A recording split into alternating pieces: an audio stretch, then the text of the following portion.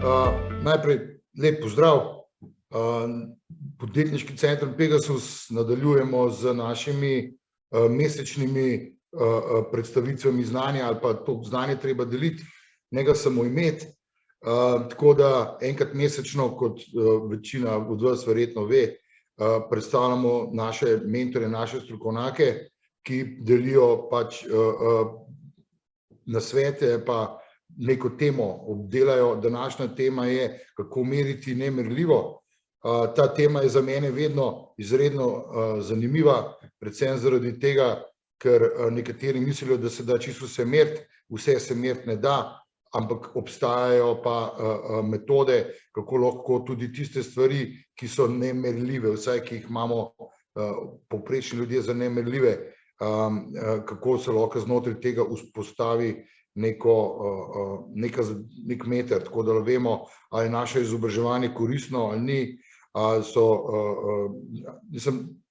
coachingi koristni, ali je mentoring koristen, karkoli takega, tako da lahko se potem oslonimo na račun tega in da lahko tudi v nekih slučajih neke vrste return on investment zaračunamo, koliko hitro se morajo te stvari obračati. Običajno pri raznih vlaganjih v coachinge, izobraževanja in to mora biti ta stvar, se mora začeti vračati nazaj že takoj naslednji dan podjetju, seveda, ko se njegovi kadri vrnejo z izobraževanj. Ampak to temu bo več povedal Matic Kadliček, je diplomirani univerzitetni psiholog. Tokrat imamo enega psihologa gor in sem zelo vesel, da lahko njemu predam zdaj besedo. Tako da Matic, kar prosim, nadaljuj. Hvala. Robert, hvala za besedo. Lep pozdrav vsem. Hvala podjetniškemu centru Pegasus za povabilo, za priložnost za pogovor o večno pomembni temi, ki pa je v teh časih mogoče samo še pomembnejša. Vsi vemo, da so mehke veščine pomembne, ne samo nam, ampak vsem zaposlenim. Torej, zato lahko gledamo tovrstna prizadevanja kot pomoč ljudem, da vidijo in razumejo doprinos svojega dela. Vsi, ki takšne programe snujemo, vsi, ki jih izvajamo, vsi, ki smo udeleženi, vsi, ki smo stranke, ki žanjemo koristi mehkih projektov zunaj organizacije in širše, smo lahko, oziroma nas zanima, kakšni so sadovi našega dela, našega prispevka. Glede vprašanja merjenja mehkih veščin, obstaja veliko dvomov, skeptikov, veliko skrbi glede odgovornosti. Hkrati pa vemo, da se vse pogosteje pričakuje, da znamo pokazati vrednost našega dela.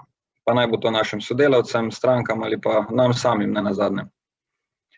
Zato bomo danes govorili o preverjeni poti, ki se uporablja v več tisoč podjetjih, vladah, organizacijah po vsem svetu in odgovarja na vprašanje, kako priti do zanesljivih rezultatov programov, tako mehkih kot tudi drugih tako imenovanih nemerljivih veščin, vse do donosnosti naložbe oziroma tega znanega ROI.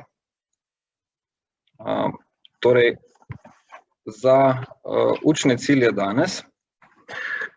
Tako, naši učni cilji za danes, ko delimo znanje med seboj, je, da boste razumeli najprej pomen verige vrednosti za programe razvoja mehkih veščin, potrebo po prikazu učinka in ROI-ja za vse večje programe, za korake, ki so potrebni pri snovanju programov za mehke veščine, da zagotovijo učinek in ROI, in pa učinek merjenja rezultatov programov na vseh 5 ravneh izidov, ki jih lahko iz tega ven razberemo. Vsi, ki boste ostali do konca, boste prejeli tudi nekaj koristnih gradiv. Eno bo priročnik za uporabo metodologije in pa priročnik iz nove knjige Proving the Value of Soft Skills, se pravi za dokazovanje učinkov mehkih veščin. Tako, mečken za motivacijo, da ostanete z nami. Dovolil sem si pripraviti en svoj mem, se pravi, zakaj vse to. Ker se včasih znajdemo pred ovirami, pa mečken nasedemo, tudi ko želimo narediti nekaj dobrega. Pa je smiselno včasih za najpomembnejše projekte zgraditi močan argument za to, torej zakaj je to smiselno. Programi mehkih veščin, ki jih poznamo, pa ki jih verjetno tudi vi, ali pa marsikdo izmed vas koristi ali pa celo izvaja, so našteti tukaj. Torej vse od veščin vodenja selekcijskih intervjujev za vodje timov in oddelkov, timskega dela in sodelovanja, izboljšanja podpore strankam, coachinga, kot je Robert tudi omenil, in do veščin reševanja konfliktov, delo z zahtevnimi ljudmi, krepitve interne komunikacije in pa organizacijskega oglaševanja oziroma onboardinga. To so vse programi, ki jih podjetja potrebujejo in nas običajno zanima, kakšni so učinki, torej ali pridemo tja, kjer želimo biti. Kot vemo, je programov mehkih veščin res veliko, ampak hkrati pa vemo, da so tudi neke trdne resnice na drugi strani. Torej, majčkeno bi vas povabil, če ste za, da podelite v klepetalnik, torej računam na vas, da govorite številko in pa da ali ne, glede teh trditev na zaslonu. Torej, prvo je, večina mehkih veščin se zapravi, torej, da se po izvedbi programa ne uporablja. Kaj menite, drži ali ne drži? Pa lahko zapišete 1 da ali pa 1 ne.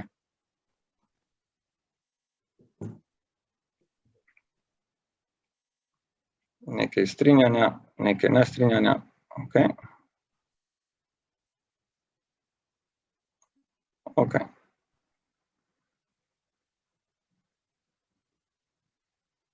Ok. Kaj pa naslednja, recimo, izidi programov mehkih veščin, ki jih vodstva želijo, se redko merijo. Torej, 2 da ali 2 ne.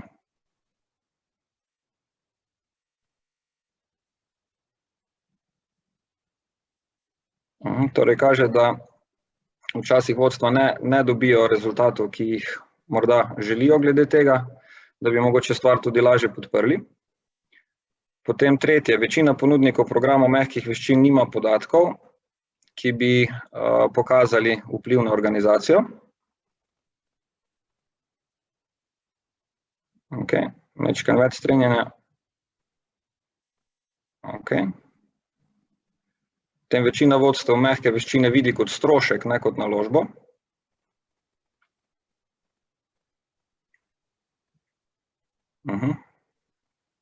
Mešano, super, to je očitno zelo odvisno od stališča vodstva oziroma koliko napredno gleda. Potem peto, vodstva vidijo večjo vrednost v trdih veščinah in jim dajejo prednost pred mehkimi.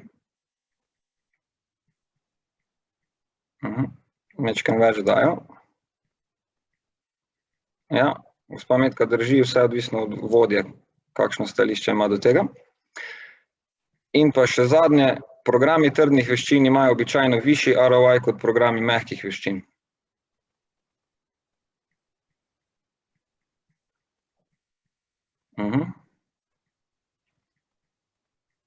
Zaenkrat imamo majčkeno več nejev.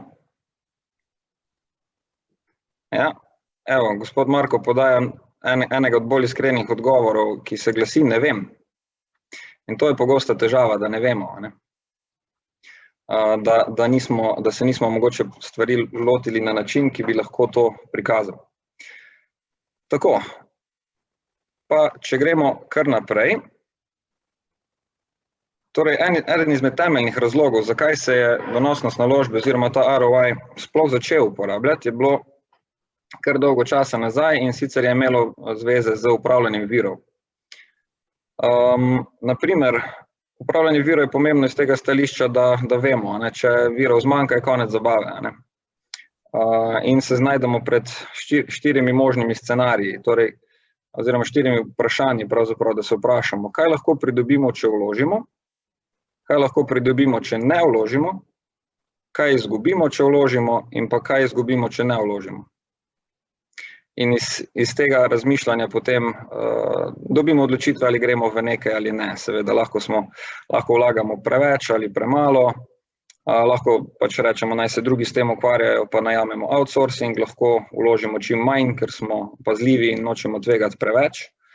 Lahko vložimo enako kot ostali, ker zaupamo, da drugi morda vedo nekaj, česar mi ne, in uporabljamo benchmarking oziroma primerjalno analizo.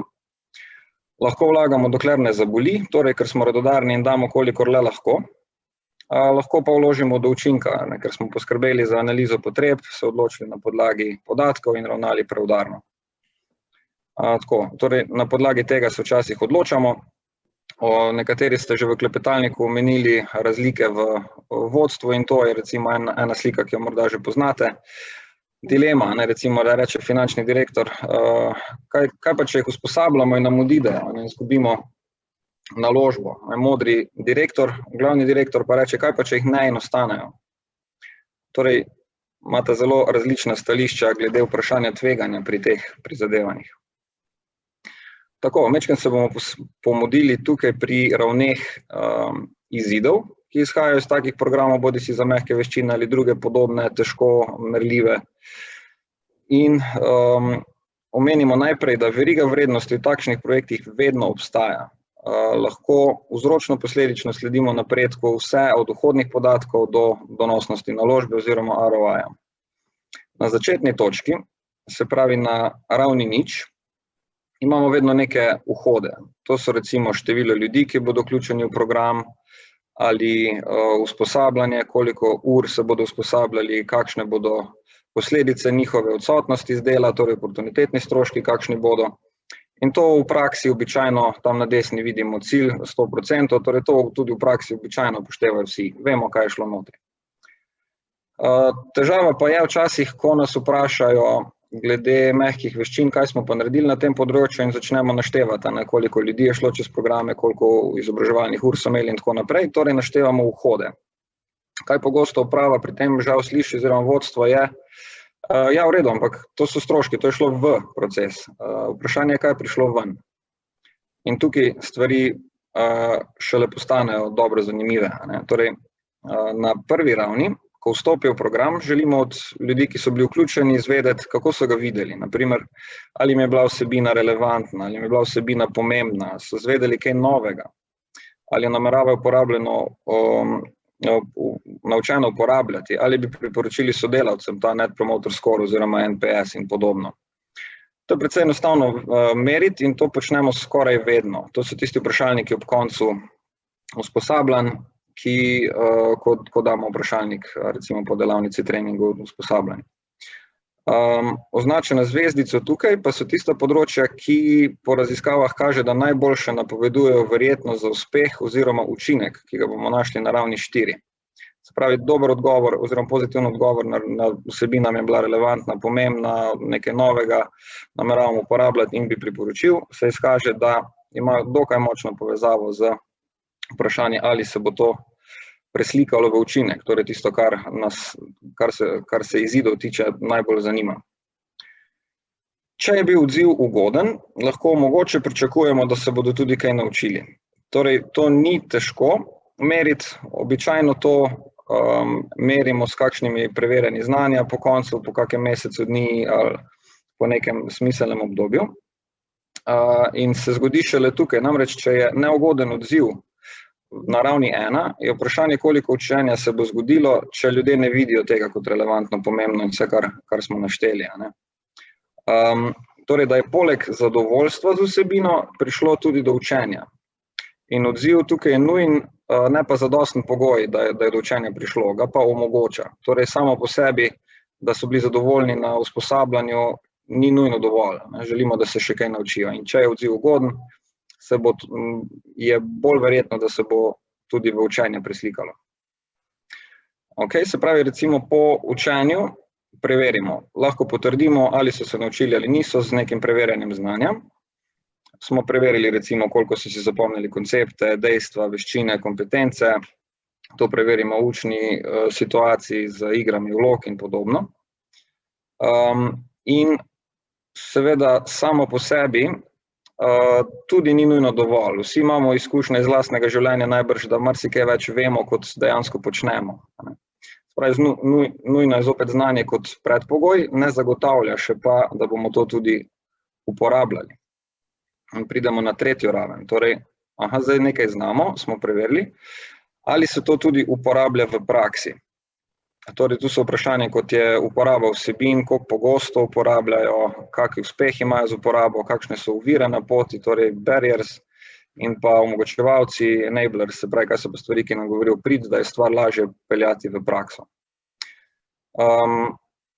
Tako, se pravi, tukaj pa vidimo, ali so se recimo ta znanja preslikala v prakso, recimo z opazovanji in podobno. Vodstvo začne pa predvsem zanimati raven 4 in 5. Se pravi, kakšen je pa zdaj učinek teh novih vedenj, teh stvari, ki smo se jih naučili in prenesli v prakso. To je včasih merjeno. Tukaj so pa stvari, ki nekako na poslovni ravni postanejo zelo, zelo relevantne, ker gre za stvari, kot so produktivnost, čas, kakovost, stroški, ugled, zavzetost, skladnost z regulativami in podobno. Torej, tukaj vidimo najprej, a se znanje prijelo in pa ali se uporablja. Na tej ravni pa je zelo, zelo pomembno, da vključimo še eno stvar, ki je zelo pomembna pri dokazovanju vrednosti projekta, ki je izoliranje učinkov. Zdaj vemo za vsako kompleksno stvar, da ima običajno več vzrokov, več stvari, ki vplivajo na to. In težko bomo argumentirali, da se je zaradi enega usposabljanja, recimo, da se da vso razliko na nekem ciljnem indikatorju, ki smo ga želeli izboljšati, težko bomo trdili, da vse to lahko pripišemo enemu dejavniku. Torej, ne moremo celotne izboljšave kar pavšalno pripisati eni stvari, če hočemo ostati kredibilni. Torej, je zelo pomembno, da razločimo, koliko od tega učinka pa lahko pripada programu, ki ga ocenjujemo. To ni zelo težko povezati in je včasih merjeno, lahko pa bi bilo večkrat. Ker je to tisto, kar dejansko res da odločevalce na krov zraven, da ja, dajmo to narediti ali pa dajmo več tega početi ali pa dodatno podpreti finančno z resursi, kakorkoli.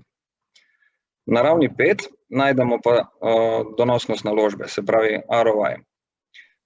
Pogosto, ko smo že na ravni 4, torej pri učinku, ni zelo težko izračunati še finančne vidike tega. To lahko naredimo na različne načine, en od njih je recimo standardne vrednosti. Pogosto v podjetjih vemo, koliko nas stane na primer ena pritožba, koliko nas stane izgubljena stranka, koliko nas stane pridobivanje nove stranke. Torej se da te stvari povezati tudi z enotami, ki imajo evro na koncu. Potem lahko pa z različnimi merami vidimo, kaj smo dosegli, torej kako se učinek preslika v finančno vrednost. Bodi si z razmerjem koristi in stroškov, torej BCR, Benefit Cost Ratio, ali kot donosnost naložbe, ta ROI v odstotku.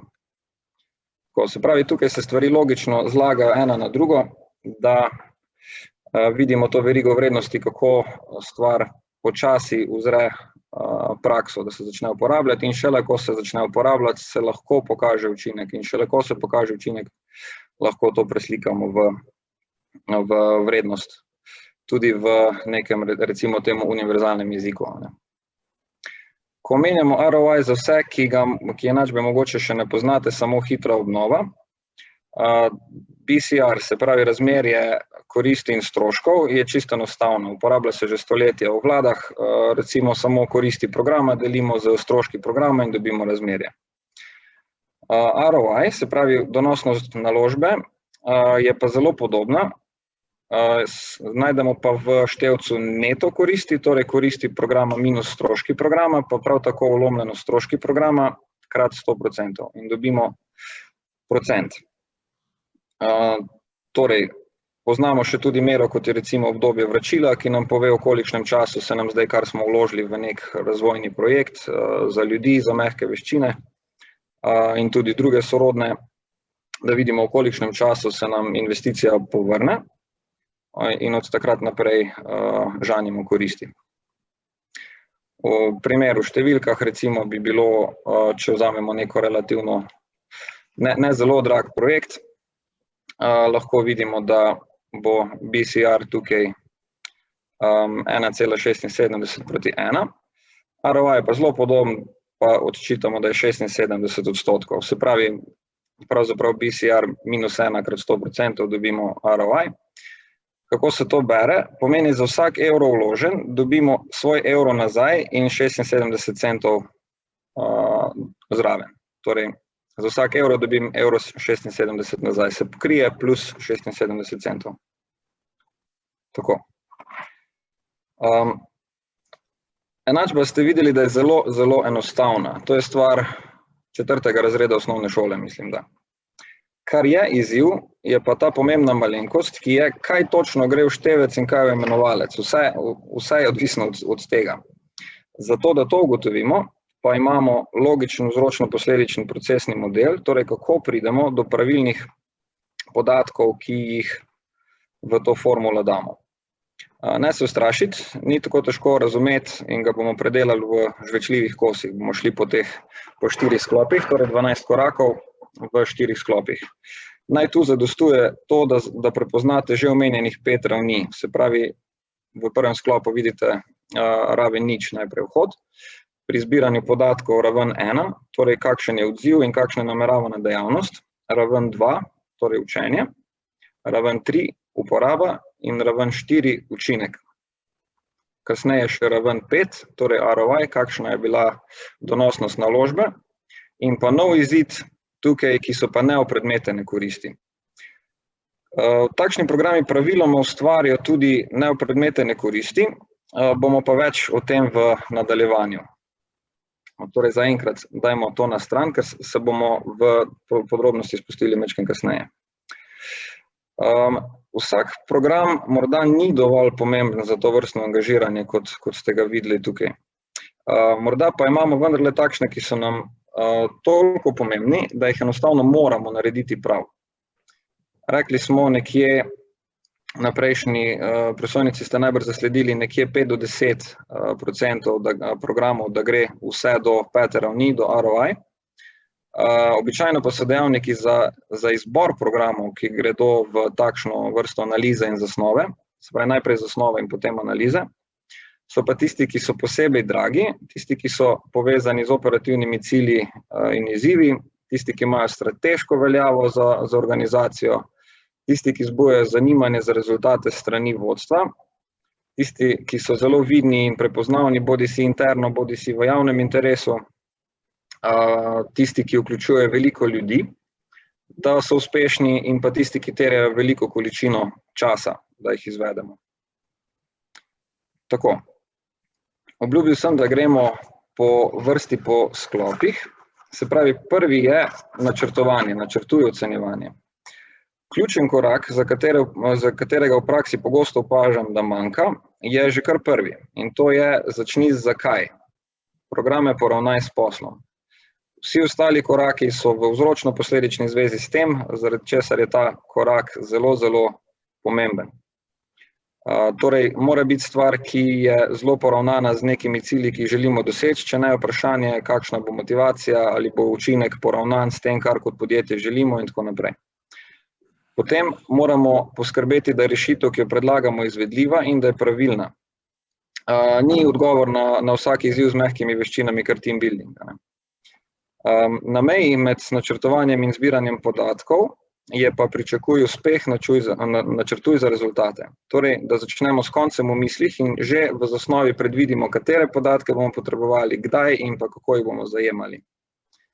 In kot velja za vsak korak na tej sliki, obstajajo koristna pomagala, kako to naredimo. Prva stvar je, smo rekli, poravnava s cilji. Tukaj nam lahko zelo pomaga tako imenovan V-model.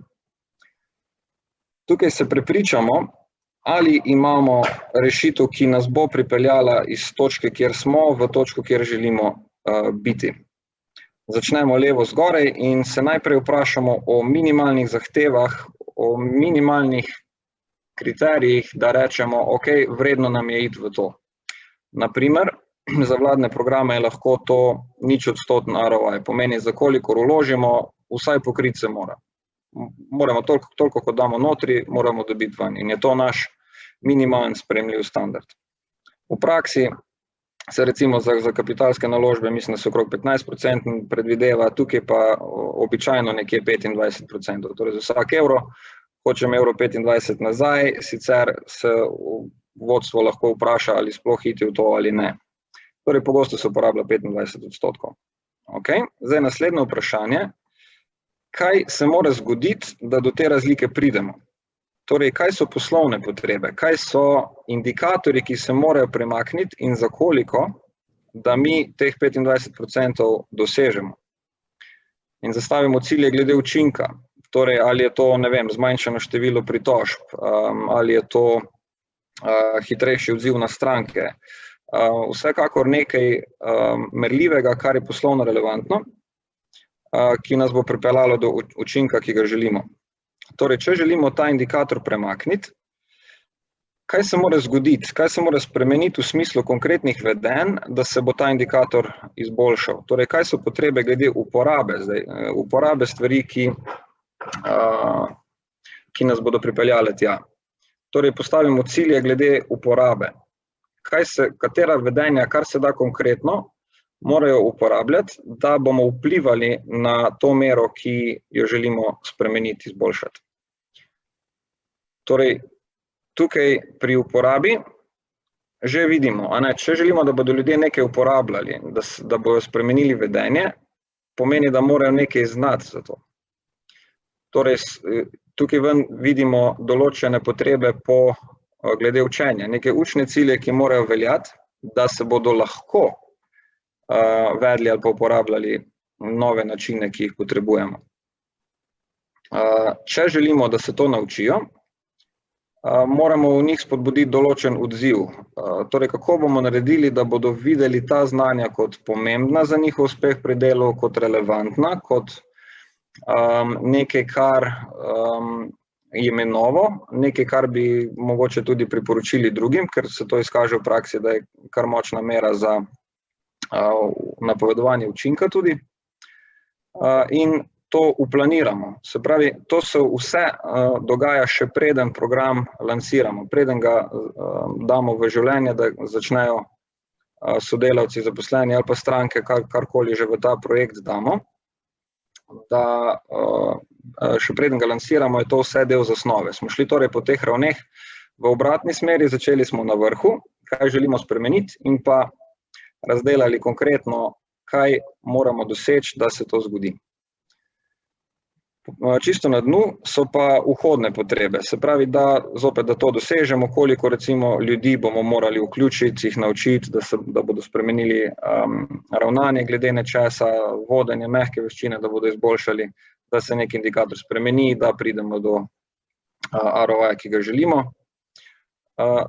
In ko so vsi ti koraki postavljeni, ko so za vse ravni cilji postavljeni, takrat gremo v projekt. Se pravi, na dnu vidimo, tukaj je izvedba tega projekta, programa, strategije, karkoli smo že opredelili, da bomo na to vplivali. Potem pa projekt izvedemo in v drugi smeri, na desni strani pa odčitamo rezultate. Se pravi, predvideli smo določene vhode, ki jih potrebujemo, na drugi strani, ko izvedemo, vidimo, kaj so bili vhodi, ki smo jih dejansko potrebovali, uporabili in tako naprej. Od udeležencev dobimo, če so bile to recimo kakšne delavnice, kakšen je bil njihov odziv, kako so zaznali stvari dejansko, kaj so se naučili, ko preverimo, ali so se naučili, kaj od tega so pa zdaj uporabljali v praksi zares. Ko so to uporabljali v praksi, kaj se je v smislu indikatorjev, ki jih potrebujemo na poslovni ravni, kaj se je spremenilo, kaj se je izboljšalo. In pa potem po pretvorbi teh podatkov še v denarno vrednost, ko vemo recimo, koliko smo na primer zmanjšali število pritožb, odhodov zaposlenih, sploh neželene fluktuacije in podobnih dejavnikov, kakšna je zdaj naša donosnost naložbe.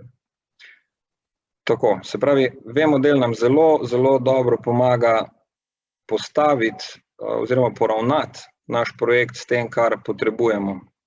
In je na nek način en del, bi lahko temu rekli, upravljanje pričakovanj. Se pravi, da vemo, kaj bomo naredili, kako bomo prišli tja.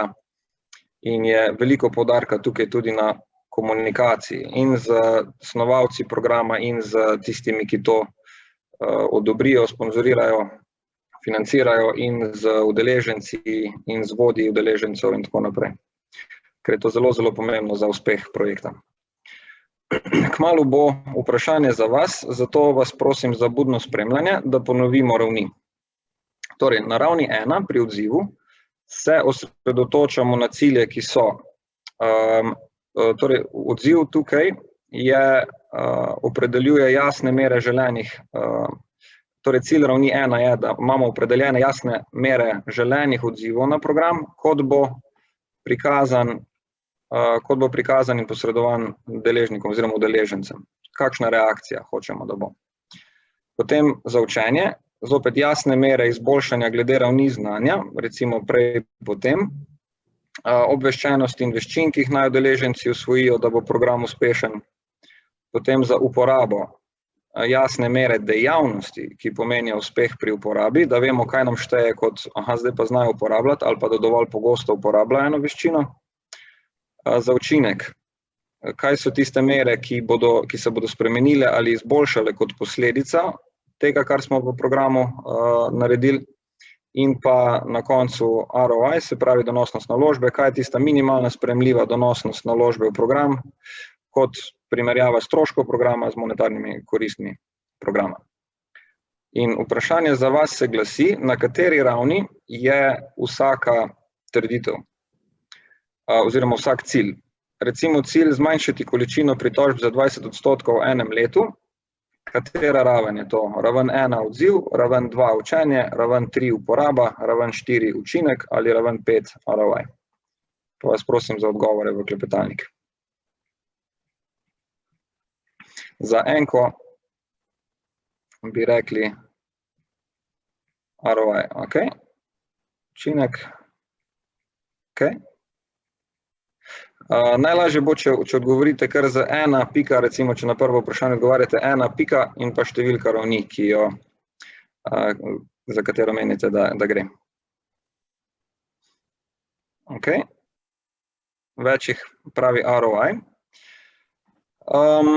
Pravzaprav ne gre za ROI še tukaj, gre pa za učinek. Se pravi, to je jasna mera učinka, ki se bo spremenila ali izboljšala kot posledica uvedbe programa. Izboljšanje nam tukaj pomeni upad, količino pritožb za uspeh štejemo, če pade. Tako, nekaj pravilnih odgovorov je. Za drugo, da bodo, torej po zaključku tega programa bodo vključeni uporabili veščine reševanja problemov za razkrivanje vzrokov za napake na izdelku. To raven 1, 2, 3, 4 ali 5. Zopet lahko zapišete 2 pika pa številka. Nekdo pravi 3, uporaba. Ok. Pa dajmo tretje vprašanje oziroma cilj. Po zaključku tega programa bodo vključeni zmožni prikazati 5 korakov za reševanje konfliktov v situaciji z 2 posameznikoma v sporu. Ok, nekdo pravi 2, torej učenje.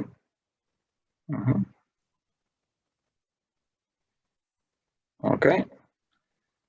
Potem četrta, da bodo trenerja ocenili vsaj 4 od 5 možnih točk z vidika jasnosti predstavitve.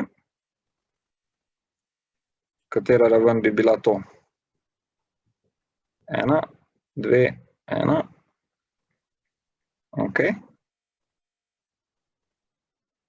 In pa še zadnja, namečkaj pokravžljamo možgančke.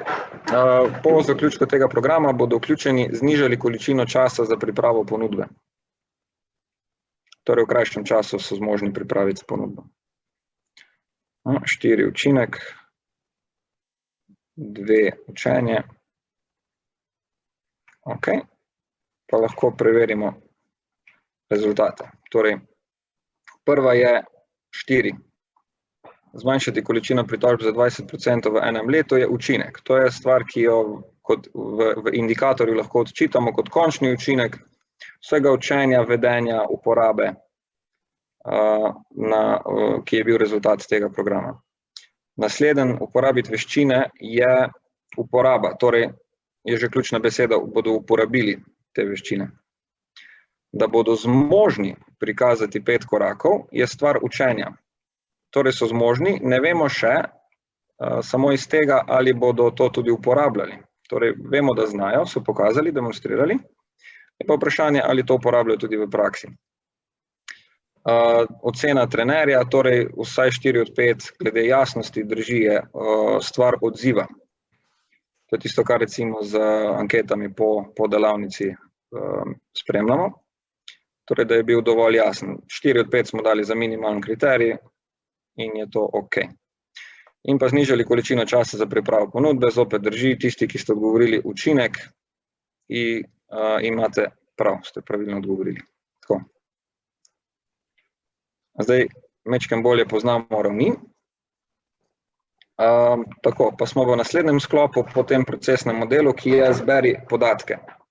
Zdaj vidimo, nekje na pol poti je pričakuj uspeh, načrtuj za rezultate, ker je že v zasnovi, ste videli tudi po V-modelu, da je treba predvideti, kaj in kako in kdaj bomo odčitavali rezultate. In ker smo načrtovali za rezultate, da je to pravzaprav integriran del že v zasnovi, lahko skladno s tem zasnujemo program.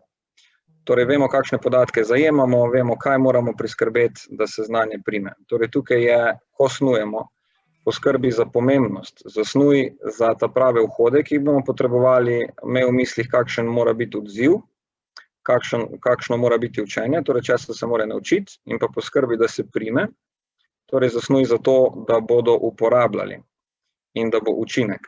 Torej tukaj na tej točki že verjetno vidite, da ne govorimo nujno samo o vprašanjih delavnic, recimo enodnevnih, ampak kako bomo spremljali, kaj se dogaja, ko trenerja tam ni, torej v vsakodnevni uporabi.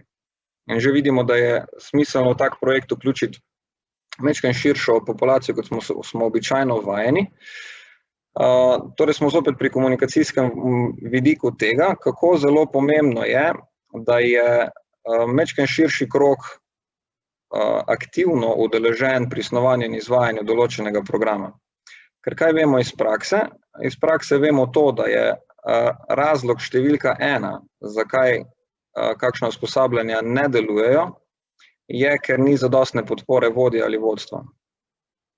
Torej, recimo, bodo imeli eno usposabljanje, ampak ker ni zadostne podpore, da se to spravi v življenje, da se spodbuja, spremlja, pomaga, še kakšne dodatne, naprimer follow-up ali osvežitvene aktivnosti. Če se to ne izvaja, seveda od ene delavnice ni učinka, ki bi rekli, da je posebej dramatičen, da vpliva na nek indikator, na neko izboljšavo, ki jo lahko v poslovnem smislu primemo in da nam je neka močna, nek močen podatek, močen argument. Tako, se pravi, pri zberi podatke so ti 3 koraki. Recimo za zbiranje podatkov lahko uporabimo eno celo vrsto metod. V tabeli je opredeljeno, za katero raven podatkov se lahko uporabljajo. Recimo vidimo, da nekateri so primerni za širši razpon, nekateri za ožjega, lahko uporabljamo ankete, vprašalnike celo na vseh ravneh. Opazovanje vidimo, kadar opazujemo na delavnici, naprimer na usposabljanju v smislu igre vlog, smo na ravni 2, učenje. Ker vidimo, na delavnici to zna narediti, je opazovan in ve, da je opazovan. Medtem ko v praksi, če zopet ve, da je opazovan, je vprašanje, če to vpliva na, če se bo tudi, kadar ni, torej če ne ve, da je opazovan, vprašanje, kako bi se vedel. Torej, če je opazovan na način, da ne ve, kolikor je to etično možno izvesti, seveda, takrat šele govorimo, da je opazovanje na ravni 3. Torej, razlika je, ali ve ali ne ve. Recimo, da vodja poda oceno, a je opazil v praksi, da je pa te, recimo, veščine reševanja konfliktov uporabljal. Potem lahko uporabljamo intervjuje, fokusne skupine, v praksi vidim, da se precej manj uporabljajo, kot bi se lahko, testi, kvizi, demonstracije, simulacije, na koncu recimo spremljanje uspešnosti. To je mišljeno čisto v smislu sistemov sledljivosti, nekaj, kar lahko iz sistema odčitamo, torej koliko se uporablja, pa da že vidimo tudi, kak je učinek zraven. V 3. sklopu imamo analizo, torej analizirane podatke. Vidimo, da je kar 5 korakov tukaj, ki se osredotočijo samo na zagotavljanje kredibilnosti podatkov, torej poskrbi za kredibilnost. Torej izolacijo učinkov, pretvorbo podatkov v monetarno vrednost, zajemanje vseh stroškov programov, prepoznavo neopredmetenih koristi. Torej to so pozitivni v narekovajih stranski učinki, ki so zelo pomembni, a jih iz ekonomičnih razlogov ne bomo pretvarjali v monetarno vrednost. Bodisi, ker je predrago to narediti, zamudno to narediti, ali pa ker ne moremo kredibilne poti, kako smo eno enoto zadovoljstva na vprašalniki pretvorili v evre, pojasniti dovolj enostavno, da je v 2 minutah vsakemu jasno, aha, ja, ok, to je smiselno. Lahko to naredimo, vprašanje, če se za vsak dejavnik, pa vsako stvar, ki se spremeni, če je smiselno to početi. Včasih je, včasih ni. Tako, in pa 5. korak, da izračunamo ROI, se pravi vse to na kredibilen način. Nekaj primerov, torej to je zelo, zelo pomemben korak, ki ga vsaj jaz še v nobeni drugi metodologiji nisem zasledil, je torej izoliranje učinkov, da vemo, koliko učinka lahko pripišemo enemu vzroku, enemu programu. V praksi se iz primerjalne analize vidi, da se največ uporabljajo ocene udeležencev, ocene vodij, ocene višjega vodstva, ocene trendnih linij, se pravi analiza trendov, povratne informacije strank, povratne informacije ekspertov, kontrolne skupine in to matematično modeliranje. Kaj je najmočnejša od teh, če jo le lahko uporabimo, je seveda uporaba kontrolne skupine. Torej, da gre ena, naprimer, izmena čez neko usposabljanje, pa primerjamo njene rezultate z izmeno, ki še ni šla skozi to usposabljanje ali ta proces, kadar je možno. Ni vedno, ker ne sme nihče izostati, ne težko narediti kontrolno skupino, ampak če se le da, je to preferiran način, ki tudi ni tako težaven za izvedbo. Če hočemo kredibilno videti, aha, tale učinek se da pripisati, toliko učinka se da pripisati temu programu, ker je to dejavnik, ki se razlikuje med eno skupino in drugo. Druga najljubša, če se le da uporabiti, je analiza trendov, torej da vidimo, kako se je gibanje nekega pojava spremenilo pred in po nekemu programu, projektu, recimo. Se pravi, vemo, od januarja do marca je bila mirna plovba, vidimo, kako se je naprimer število odpovedi gibalo. Potem smo aprila izvedli program, recimo, da je trajal vse do maja, pa vidimo, kako je ta krivulja zdaj drugačna od junija naprej. Da vidimo, če bi trendno črto potegnili, kot je bila od januarja do marca, ali se nadaljuje z istim naklonom, ali se kaj spremeni po tem, ko smo program uvedli. To seveda velja nekateri pogoji, kdaj lahko to uporabimo, recimo eden od njih je, da se ni nič drugega pomembnega zgodilo v tem obdobju, ki bi tudi lahko vplivalo na ta pojav. Če pa imamo dovolj, tako v narekovajih, čisto situacijo, da lahko to naredimo, je pa zelo, zelo močna metoda, kako lahko to naredimo. Marsikje so digitalno že zelo podprti in je možno razmišljati vedno pogosteje tudi o matematičnem modeliranju. Se pravi, da vemo, kako ena stvar, ena mera vpliva, korelira z drugimi, da lahko majčkeno boljše napovedujemo oziroma razumemo, koliko učinka lahko pripišemo eni stvari. V vsakem primeru pa je možno tudi uporabiti vsaj ocene. Torej, v najslabšem primeru v narekovajih lahko uporabimo ocene ljudi. Ampak ne samo ocene ljudi, da jih vprašamo kar tako v smislu, koliko se ti zdi, da lahko pripišemo temu. Najprej ne vprašamo samo enega, če je le možno, če ni samo ena oseba, ki to ve. Metodologija ima 12 standardov, pri čemer je eden od njih, da uporabljajo podatke samo od najbolj kredibilnega in nepristranskega vira.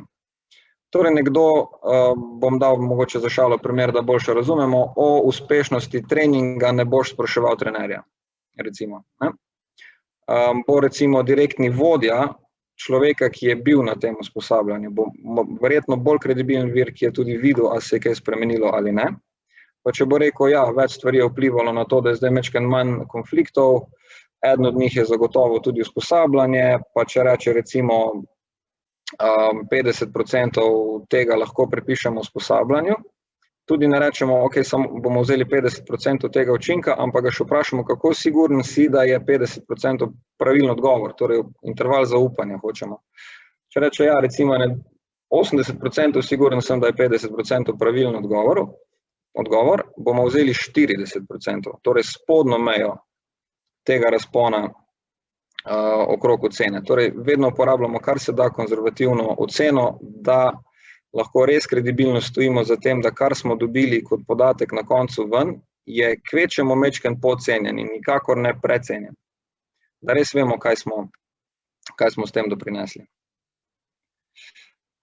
Neopredmetene koristi, ki smo jih omenjali, da so pomembne, ampak smo se zavestno odločili, da jih iz ekonomičnih ali kakršnihkoli drugih praktičnih razlogov ne bomo pretvarjali v monetarno vrednost. Teh je res ogromno. Lahko je vse smo bolj prilagodljivi, izboljšali smo ugled s tem, neke nagrade smo dobili, ljudem so bolj skrbni, bolj jim je mar, nižji je stres, izboljšali smo svojo družbeno odgovornost in tako naprej.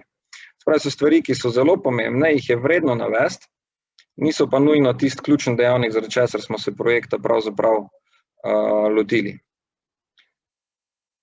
Pri kredibilnosti smo še imeli med tistimi 5 koraki vprašanje stroškov, kjer velja zopet v luči konzervativnosti in kredibilnosti, da če smo v dvomih, ali gre nekaj v stroške ali ne, torej ali gre v imenovalec in pa na desno stran števca v enačbi za ROI, če si v dvomih vštej notri, se pravi v stroške.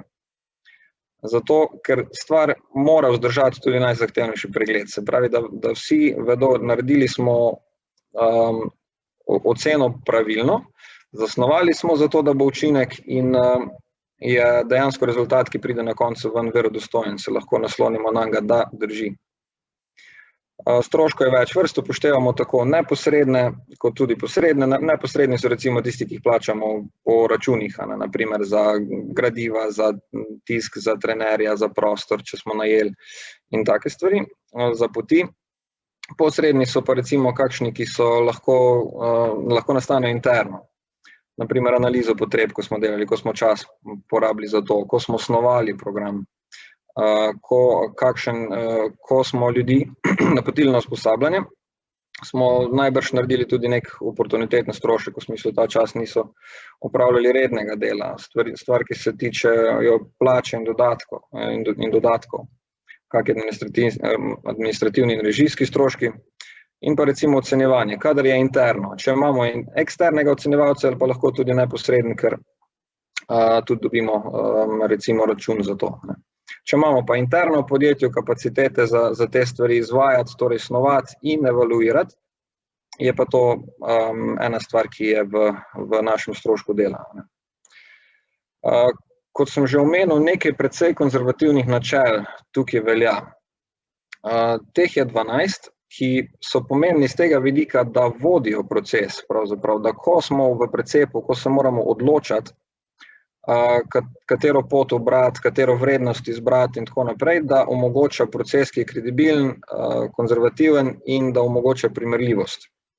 Nekaj primerov standardov, poleg enega, ki sem ga že omenil, glede kredibilnosti, torej tega, da uporabite samo najkredibilnejše vire, so še, naprimer, če ni razpoložljivega podatka iz populacije ali vira, predpostavi nič izboljšave. Se pravi, da ne sklepamo, ne ekstrapoliramo, ne interpoliramo, ne bomo nekega povprečja dali nekam od nekje drugje, ampak predpostavimo, če nimamo podatka, ne bomo sklepali.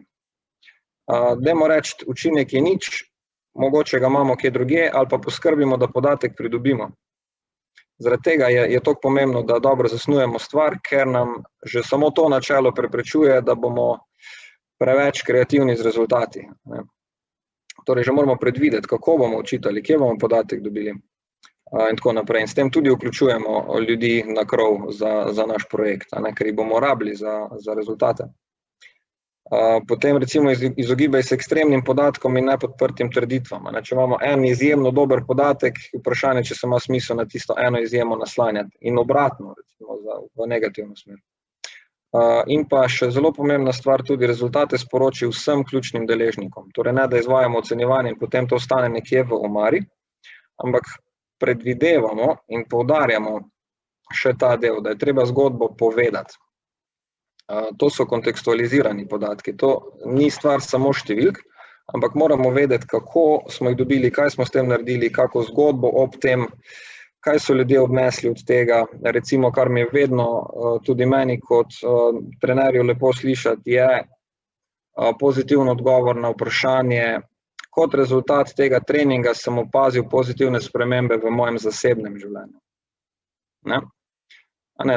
Seveda v podatkih imamo eno številko, ampak ko slišimo pa res zgodbe ljudi, ki so res opazili neko razliko pri sebi, je pa to precej drugačna zgodba kot, ne vem, tele številke so šle notri, tele številke so prišle ven. Torej zelo pomembna vsebina, zopet tudi pri predstavljanju tega, kar sem rekel na začetku, da ljudje vidijo in razumejo doprinos svojega dela. Se pravi, zaradi tega, ker ste spremenili tole in tole in tole, kot posledico tega, kar smo se učili skupaj, smo vplivali na tale kazalnik, stvar smo izboljšali iz nivoja A na nivo B, torej zdaj je boljše in hvala vsem vam in vidimo, koliko spremembe smo s tem naredili. Tako, in pa pri zadnjem sklopu je še optimiziraj rezultate. Tu je pa mišljen ta black box thinking oziroma mišljenje črne škatle iz letalstva izvira, da po nesreči, ali pa še boljše po nenesreči, ko je šlo dobro, preverimo, kaj je mogoče še izboljšati in ali bi bilo smiselno podporo temu projektu še okrepiti. Torej, da vidimo, da ta stvar nam je pomembna, imamo dokaze za to, da dajmo je početi več, v večjem obsegu, več ljudi vključiti. Naprimer, da je bil to, ne vem, coaching, pa se je izkazalo, da nam zelo dobro deluje sistem, ki ga imamo, dajmo tega početi več. Ne? Tako. Torej, ne gre samo za vprašanje presoje, ali je tako za palec gor ali palec dol projekt, ga ukinemo ali ga še nadaljujemo še kakšno leto, ampak je vprašanje tudi izboljševanja procesa. Tukaj, ker je zelo sistematično in zaporedno stvar zastavljena, vidimo, kje v procesu se recimo sprememba ne zgodi, se napredek ne zgodi. Naprimer, smo zmerili, vemo kot dejstvo, da so se ljudje naučili stvari, ki se jih morajo naučiti, pa tega ne uporabljajo. Se pravi, preverili smo s preizkusom znanja, recimo, te stvari so si zapomnili, vedo, kak je postopek, ki ga morajo peljati s strankami, recimo, ampak ga ne. Kje je težava? Ne? In gremo izboljšati proces tam, kako jim lahko pomagamo, da to znanje prenese v prakso, kako jih lahko spodbujamo, koliko moramo vodje ali pa tisti, ki so najbolj tesno povezani z njimi, motivirati ali vodje ali udeležence same, da bodo to dejansko izvajali ali pa boljše izvajali. In na ta način potem to postane orodje za izboljševanje procesa, ne samo za presojo, za nek audit. In na ta način potem lažje določamo tudi, v kaj bi bilo smiselno mogoče pa še več vložiti, da vidimo, res imamo dobre rezultate iz tega, dajmo tega še več početi. Tako. Če vse to naredimo dobro, kaj so naše koristi? Rezultat je ta, da ko načrtujemo na ta način, smo gotovi, da imamo projekte zelo dobro poravnane s poslovnimi potrebami. Vemo, kaj delamo, zakaj to delamo, to jasno skomuniciramo, lahko prikažemo prispevek projektov, ki jih izvajamo, da ne bo vprašanje, recimo, zakaj pa moramo to, zakaj pa spet to, pa kaj si je vodstvo namislilo spet. Lahko dokažemo in dobimo spoštovanje deležnikov in sodelavcev za to, kar smo dosegli, ker imamo zelo, zelo jasno in dokazljivo to, kar smo skupaj dosegli. Zgradimo zavzetost, ker vemo, kaj bomo delali, zakaj bomo to delali, kak bo izid na koncu, bo mogoče, ko bomo ponovno kaj podobnega počeli, toliko lažje. Lahko upravičimo ali zaščitimo proračune v časih krize, ne vem, če so vaše izkušnje podobne. Moj vtis je, da sta prva dva proračuna, ki utrpita trženje pa razvoj ljudi, pogosto žal, pa nisem popolnoma prepričan, da samo zaradi tega, ker bi vodstva bila nujno zlobna ali karkoli v tem smislu, ampak ker v nevednosti ravnamo konzervativno. Stvar zaščitimo oziroma ukinemo, ker ne vemo, ne moremo tvegati. Če bi pa vedeli, ker se pogosto v študijah primerov, ki jih je res na stotine objavljenih, da so pa donosnosti naložb tukaj precej visoke. Če bi imeli črno na belem dokaz, da to deluje, da je vredno vlagati v mehke veščine, da so pozitivni izidi iz tega, bi bil pogovor, zakaj ja ali zakaj ne, zelo verjetno precej drugačen. Na ta način lahko izboljšamo podporo za projekte. Na ta način lahko nadgradimo in proces zasnove, kako se lotimo projektov in uvajanja nekih sprememb, nekih novosti in kako jih izvedemo. Torej, če mi vnaprej predvidimo, kako morajo ljudje to videti, da bodo sprejeli, kaj se morajo naučiti, da bodo to uporabili, kaj morajo uporabiti, da se bo stvar spremenila, že imamo precej sistematičen način, kako vršiti neke pozitivne spremembe v podjetju. Tudi če ne gre za izobraževalni program, da ni končni cilj učenje, ima vsak projekt ali pa vsaj velika večina projektov vsaj učno komponento. Naprimer, če je to digitalizacija, si predstavljam, da nekje v procesu se zgodi, da je treba ljudi nekaj v zvezi s tem naučiti. Raven 2. Torej, morajo videti to kot koristno, moramo jih naučiti, kako to uporabljati. Če jih ne naučimo to uporabljati, ne bodo znali uporabljati, ne bodo uporabljali učinka seveda ne bo. Tako, potem, kot smo rekli, lahko prepoznamo neučinkovite projekte, ki jih je potrebno, najprej se vprašamo, ali jih lahko izboljšamo, preden se sprašujemo, ali jih ukinemo. Potem, da prepoznamo tisto, kar nam dobro deluje, da to poširimo in da si prislužimo ta cenjeni sedež za mizo. Torej, da vplivamo na stvari, na izboljšave v podjetju. Tako, to je približno 1 ura. Če so kakšno vprašanja, vas lepo vabim, da jih zapišete v klepetalnik, pa z veseljem še kakšno rečemo.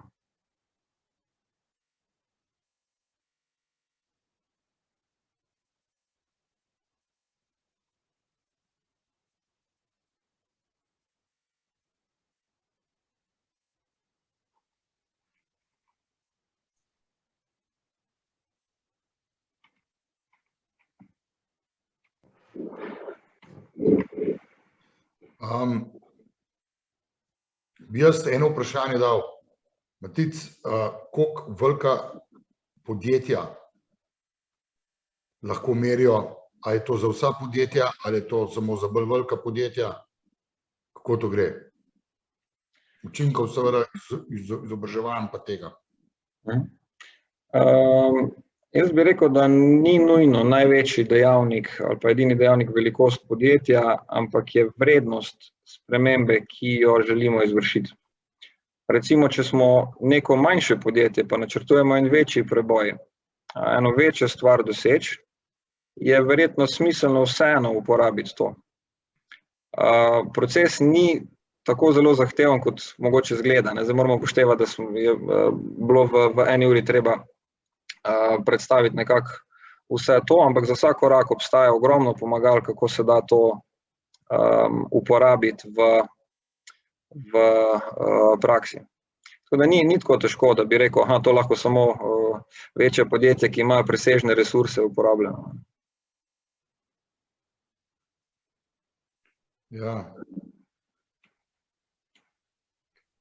Tukaj imaš dva vprašanja sta gor na klepetalniku. Boš ti probal odgovoriti? Lahko, edin majčken časa bom rabil, da preberem vprašanje, ki je majčken daljše.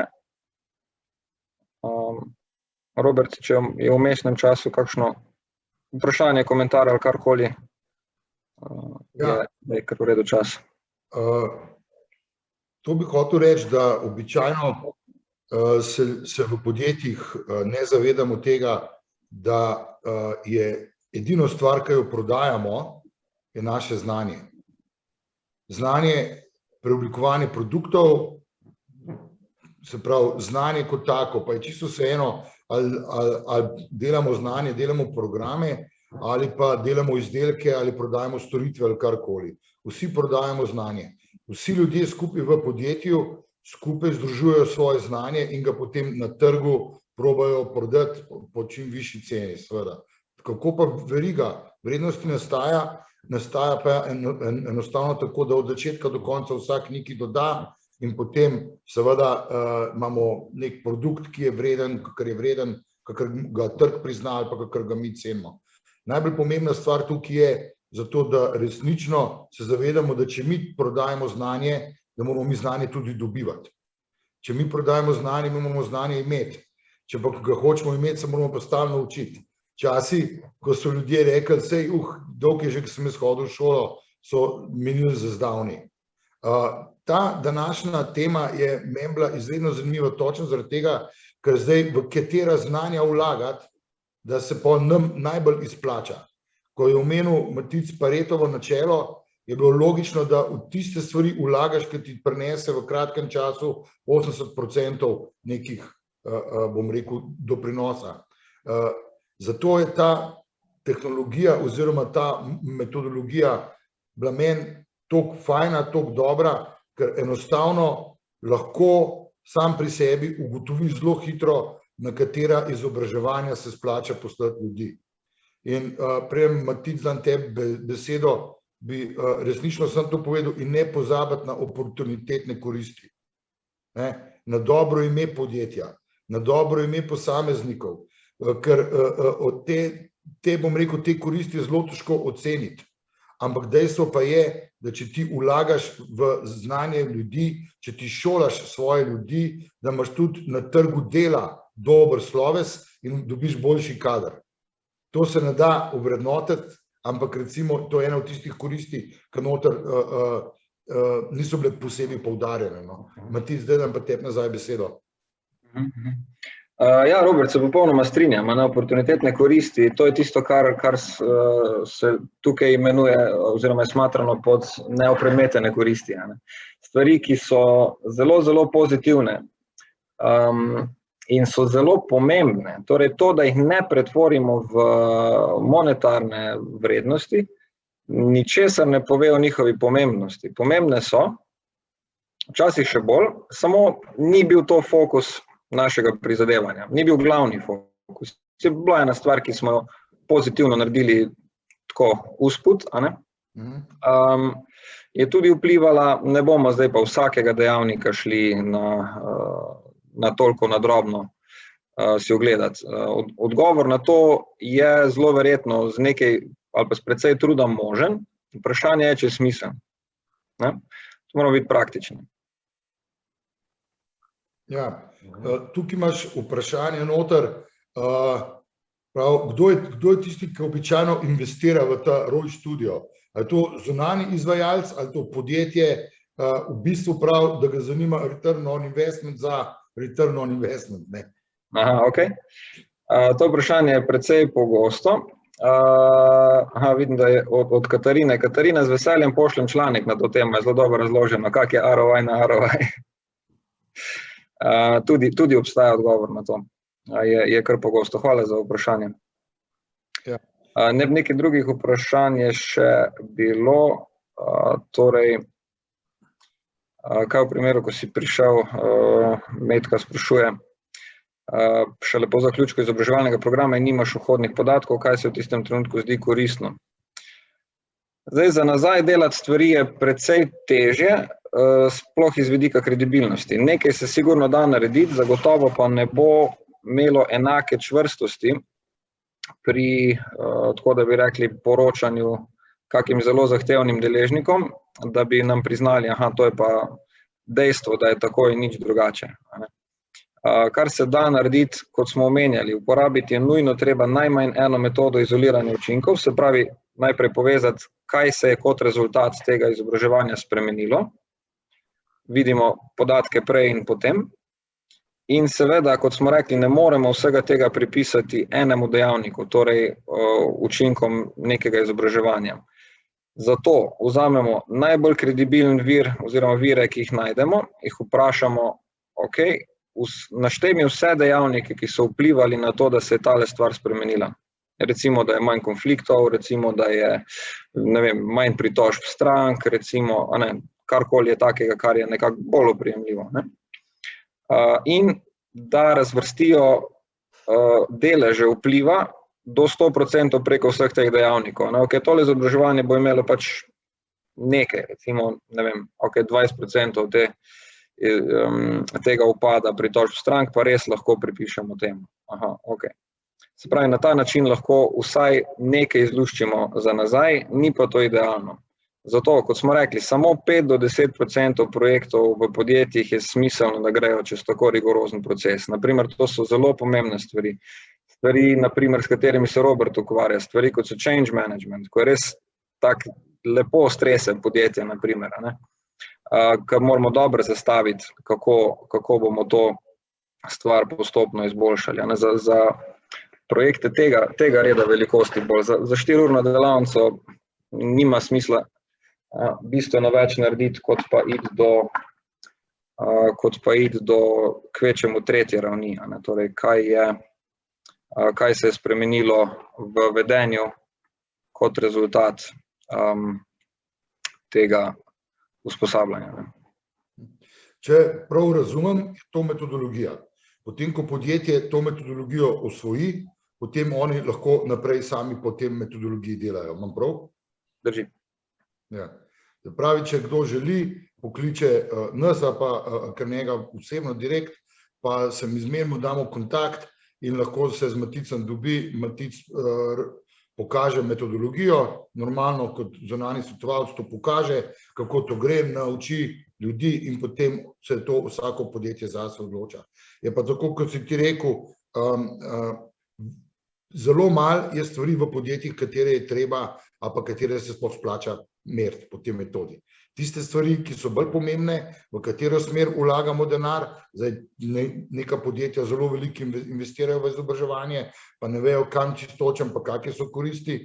Vse se ne da vedno pokazati v denarju, da se pa vprašanje, ta primer, ki je nam znan, je povedal vse, kaj se zgodi, če ne investiraš v znanje in ljudje ostanejo. Točno to. Zelo pomembno je, da tudi vemo, kakšno škodo preprečujemo. Naprimer, delam na enem večjem projektu z enim večjim energetskim proizvajalcem, kjer je zelo pomembno vprašanje, kakšen strošek s tem, da stvar obratuje, preprečujemo. Se pravi, kaj se zgodi, če stvar dol pade? Hude posledice, zelo hude posledice, zelo odgovorne stvari in z vidika varnosti in z vidika zaloge energentov, ki jih rabimo kot družba. To so zelo tak družbeno pomembni projekti. Tako, kot si omenil, zelo veliko stvari je takšnih, ki jih počnemo, ker vemo, da so smiselne. Za vse, kjer pa vidimo veliko priložnost, pa smo edini, ki jo vidimo, da bi jo bilo smiselno izboljšati, oziroma imamo opravka z nejevernimi Tomaži, jih ne moremo drugače prepričati, kot to s številkami, se da narediti tudi recimo napoved ROI-ja, zopet kredibilno, konzervativno in tako naprej, da pokažemo, zakaj bi bilo pa smiselno iti v to, zakaj bi bilo smiselno vložiti v ljudi. Recimo, še vedno je preveč podjetij, ki tega počnejo zelo malo ali pa sploh nič. Tako da rečem, moja motivacija je ravno tukaj. Tisti, ki že vemo, da je to korist, je prepričevanje že prepričanih. Mi že vemo, in nimamo problema vlagati.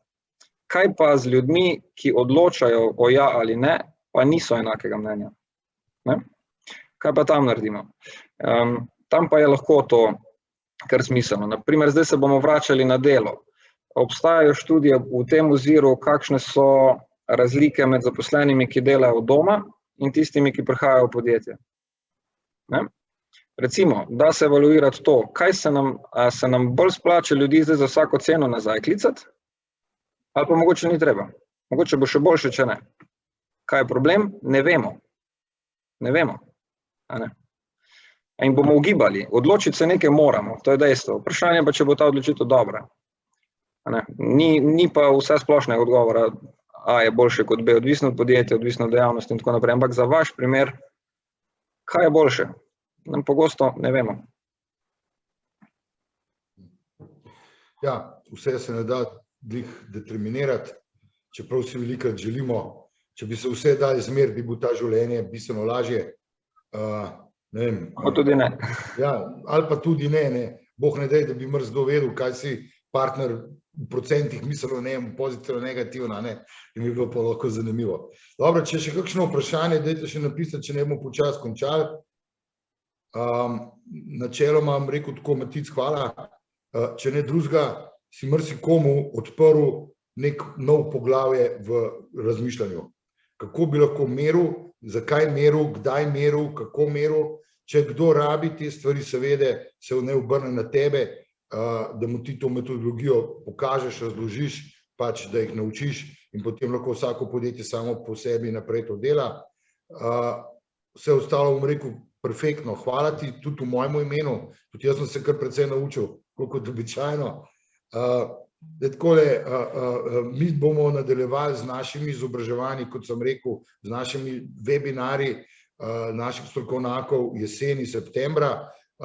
Naši člani, sam spomnim vas, tisti, ki ste prisotni tukaj, da imamo mi 18. piknik na Ladici po Ljubljanci, upam, da nas ne bo spet presenetila kakšna druga uredba zaradi covida.